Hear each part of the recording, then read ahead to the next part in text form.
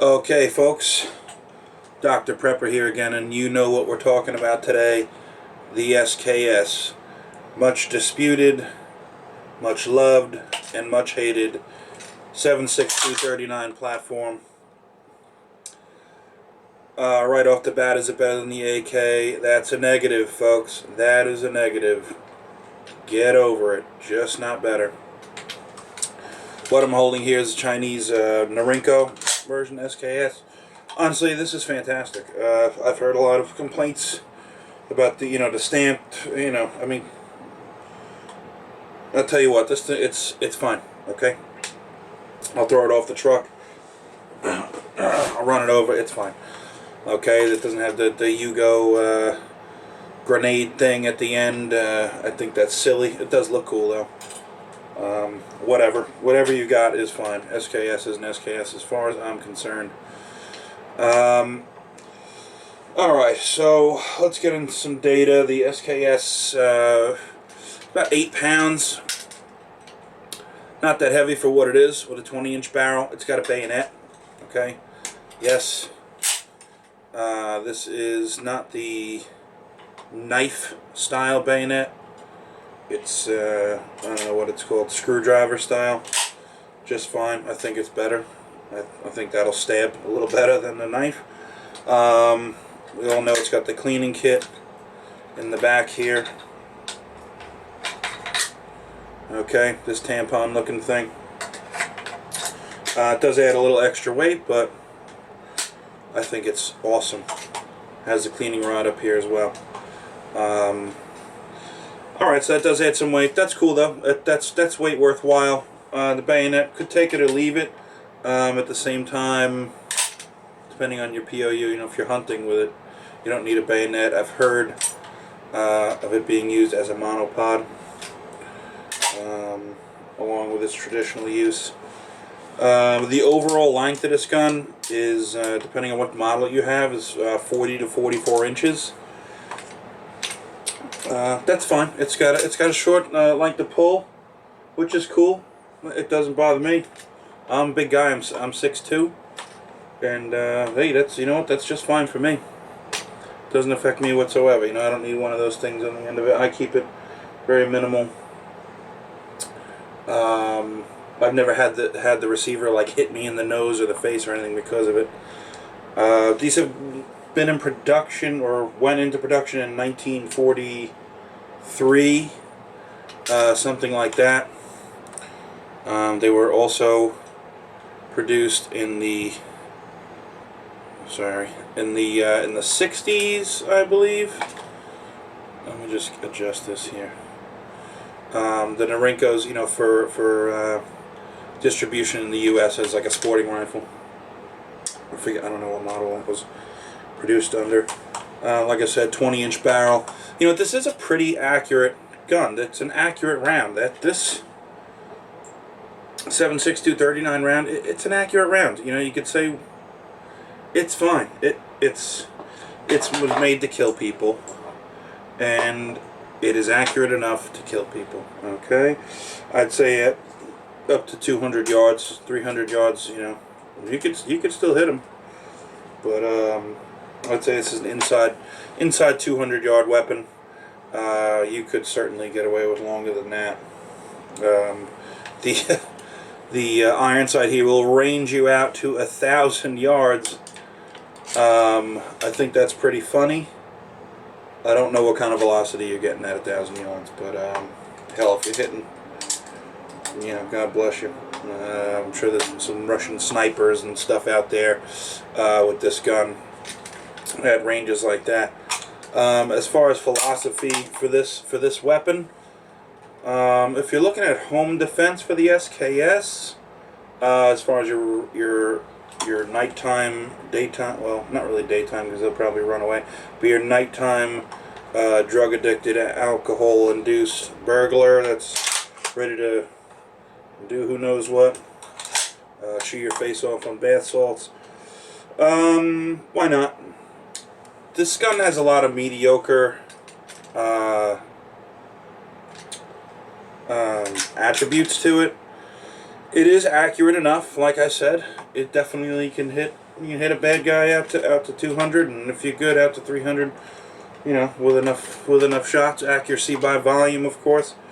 It does have the 30 caliber power to it. That 7.62 39 round is legendary.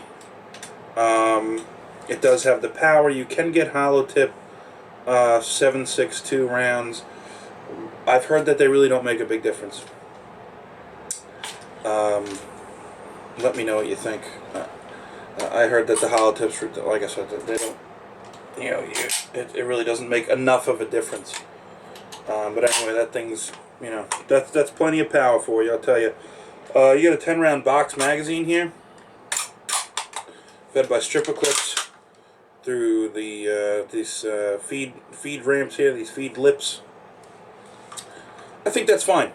I do have the Tapco. Actually, you know, hang on, I got them right here. I should have had one out ready for you. Where are they? Well, stand by.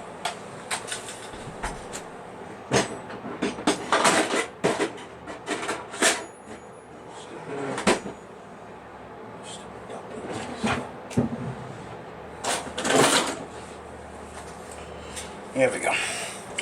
These duckbill magazines by Tapco. You know, these are cool if you're at the range. If you're in your yard or whatever, non-life threatening situation. They look cool when they're on the gun. But if I'm going to put my life in this gun's hands, I'm not going to be running Tapco magazine. I'm going to be running this box magazine with stripper clips. I do have the Chinese bandolier that holds, I think, like 200 rounds or something like that, 180 rounds, something like that. You know, when you're pulling stripper clips out of the pouches, you do lose a round or two, but, you know, it is what it is. You can carry 200 rounds, and I must say, to carry 200 rounds in the stripper clips in that bandolier is much less cumbersome, much less heavy than carrying 200 rounds in magazines, like for an AK.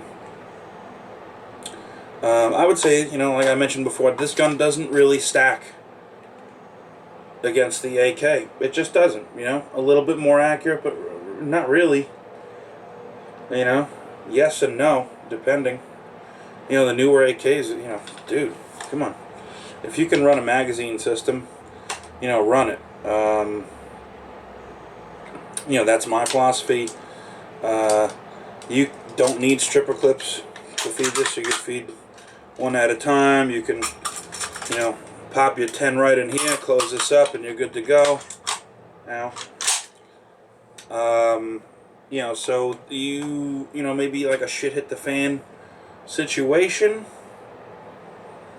This box magazine might work out better for you. You're going to have no magazine failures. You're not going to lose your magazines, break your magazines. So it has its ups and downs. I think 10 rounds is just fine for home defense. If you need more than that, God bless you. I'm not sure. It does have the bayonet, like we said before, in home defense. Why not? Better having it than not having it, right? A little bit of extra weight at that muzzle, keep your muzzle rise down. That doesn't bother me at all. It is a reliable gun. It's a simple system. It's got a gas piston right in here. The piston pushes like a plunger here that'll push your bolt back. It's got like one extra part, or a couple, you know, one or two extra parts than the AK. So reliability-wise, it's, you know, it's fantastic. It doesn't have that, you know, it's an open action, but at the same time, that's okay with me, because you could just dump any type of dirt, anything out of here. You know, your dust covers here. It's not something I'm worried about with reliability. One thing I like about this SKS, especially with home defense, is these iron sights. You know, same on the AK and everything, but the acquisition, you get a real fast acquisition with that halo around the front post. you know, when you practice enough, or if you're at short enough range, you know, you really don't need to line up. You know, your body's going to do it, muscle memory, and you know, if you're close enough to your target, you're going to be good to go. So I do really like that. It really is a quick acquisition. Iron sight. It's a little long for in your home, but not too long. It's not, you know, it's not a musket or something, but it is a little longer than your average, you know, shotgun for home defense. So if it's all you got, it's going to do the job. You know, there is over penetration. I did talk about that in a previous video. And sometimes well, I'd rather have the over penetration, me personally. You know, if that bad guy's going to hide behind something, and that birdshot ain't getting through it, you know, then what do you got a gun for, dude? You know, he's behind the couch and the wall and the fridge and whatever. You know, I want to get right through that sucker. You know, the neighbors, I'm trying to save my family, so we'll worry about that later. Maybe that sounds ruthless, but maybe you don't have kids. As far as survival and a shit hit the fan situation, there is a lot of people who love this gun for survival and shit hit the fan. It is in Mad Max. It is in the new Mad Max. They were using it pretty much as a sniper rifle. I thought that was cool. I thought it was a good choice of you know, whoever did that set design, or whatever you call that position. You know, for a gun to be still around at that time. You know, it's relatively bomb-proof from what I hear. I have not exploded a grenade next to mine or anything.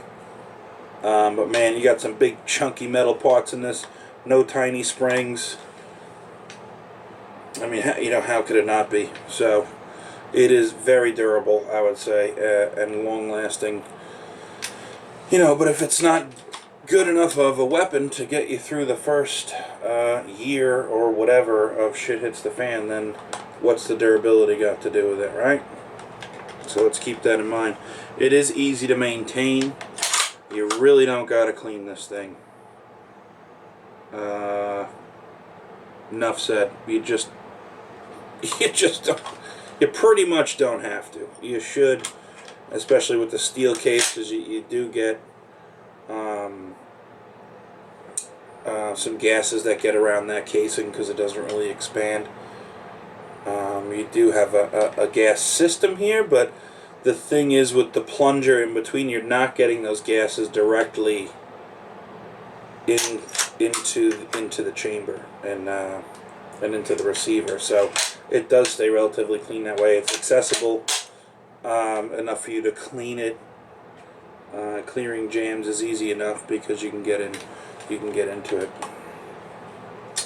It is easy to use if you have to teach somebody how to use this gun. And you have stripper clips, or even if you don't, maybe it's even easier if you don't. But it's very easy. That's what the philosophy for mine is. It's really like an arm your neighbor weapon. Give them the bandolier, give them the gun, show them how to run a stripper clip in, show them how the safety goes. You know, it is very simple. You know, he's not going to have the muscle memory to do the magazines. The stripper clips, I think, are easy enough as a one-time. You show you one time and you get it. So I think that is a good roll for this rifle. And the reload speed, you know, with stripper, it's quick. You know, if you're trained, it's quick. It's not lightning fast, but it's not one round at a time either. Excuse me. So keep that in mind. And it might not be running mags, but you're still going to be able to reload this, you know, pretty quick, enough to be a threat. You know, also bayonet, obviously, backup. It's kind of scary. It could be a monopod.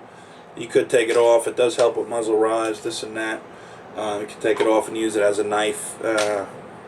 You know, mine's a poker more than a knife, but it is accurate enough in survival situation to do any hunting. You can take down any game, small game, large game, two-footed game, everything.